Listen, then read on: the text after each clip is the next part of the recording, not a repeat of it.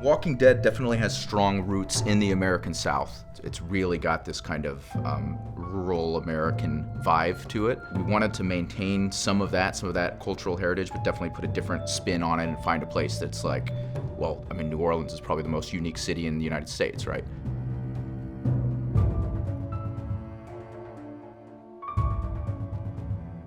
The resilience of that city, right? Like, we all know it. I think that that's something that we're really trying to explore in terms of, again, the human side of things. The Walking Dead universe is all about resilience as it is, and then you magnify that with a city that has proven extremely resilient over the years. Coolest things is the levels in general. You'll go through and the environments are beautiful, kind of this disaster-torn area, and you're just navigating through trying to figure out, how do I accomplish my objective, but also this environmental storytelling that's going on in there.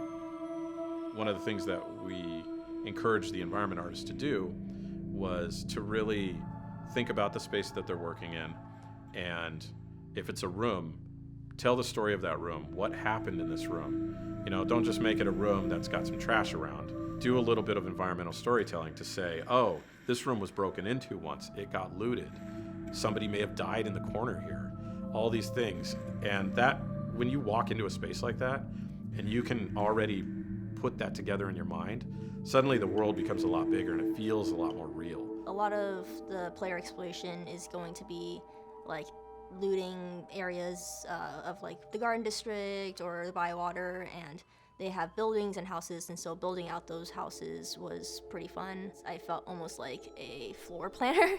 There's also just kind of like secret loot stashes. There's some areas where it's harder to get to, like you have to climb a thing to get to it, and that's where like more hidden loot is found. We're able to take little vignettes throughout the level and do like a wrecked car with, maybe some people were trying to escape and they had an accident.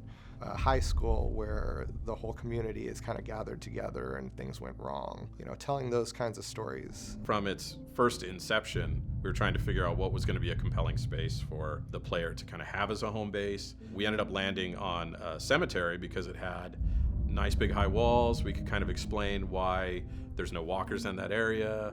It's a nice defensible place. And so we had this idea for a bus that, since it's a cemetery, it's near a church, so it was going to be a church bus that you have, and the previous resident has kind of customized the whole thing.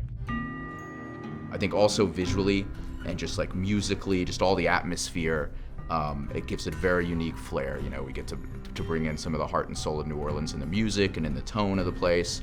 We definitely have a little bit of the sadness and that comes in with a post-apocalyptic setting like that, but we still have all the bright colors of New Orleans. So you're walking around in this devastated area, you still got the tropical trees, and you've got these brightly colored houses, and you can see like what this city was, right, and what the culture was that lived there. So I think it's really a powerful juxtaposition in the universe of The Walking Dead.